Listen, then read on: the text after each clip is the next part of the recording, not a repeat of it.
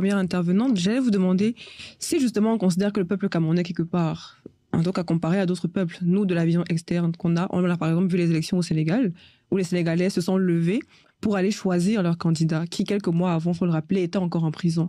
Ils ont décidé que la volonté du peuple allait être faite, et c'est ce qui a été fait. Le Camerounais, on n'est pas reconnu en tout cas pour nos prouesses en politique, mais qu'est-ce qui vous fait croire que 2025 sera différent de 2018, si au final c'est le même peuple qui ira voter? Parce que je reste convaincu que ces millions de jeunes qui m'écoutent vont trouver dans mon propos une source d'espérance et une source d'engagement.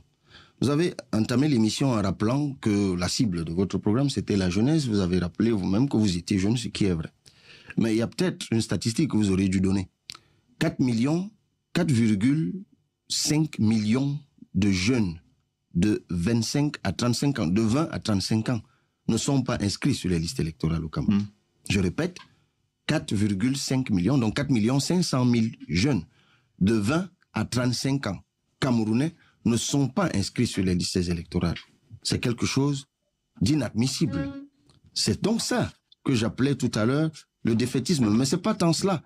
C'est une forme, nous appelons ça, nous, l'impuissance apprise. C'est qu'on a dit aux jeunes, oui, ta voix ne compte pas, toi-même tu ne comptes pas, toi-même tu ne vaux rien, et même si tu votes, c'est connu d'avance, le résultat est connu d'avance. Et il n'y a rien de plus faux. Hein. Oui.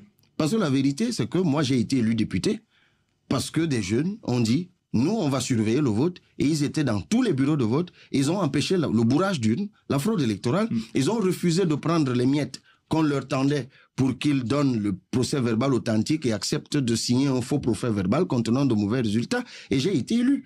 Et je n'étais pas le premier à être élu comme ça. Ça veut dire qu'il y a des jeunes. En fait, la clé, c'est la jeunesse. On ne peut pas avoir une société, vous avez donné des statistiques très intéressantes tout à l'heure à l'entame de l'émission.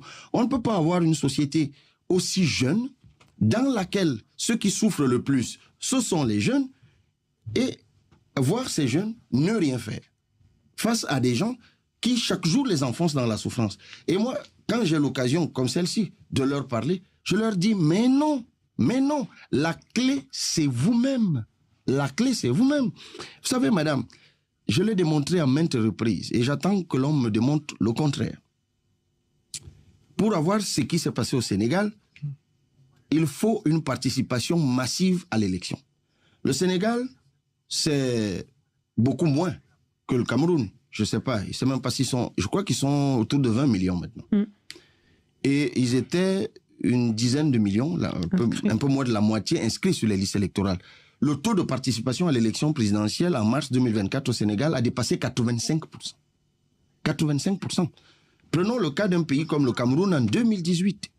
Plus de 25 millions, à peine 6 millions inscrits sur les listes électorales et à peine 4 millions qui sont allés voter. C'est quand même bizarre, non? En 1992, le Cameroun avait un peu plus de 10 millions d'habitants. 1992, premières élections présidentielles. Près de 6 millions d'inscrits. Un peu plus de 6 millions d'inscrits sur les listes électorales.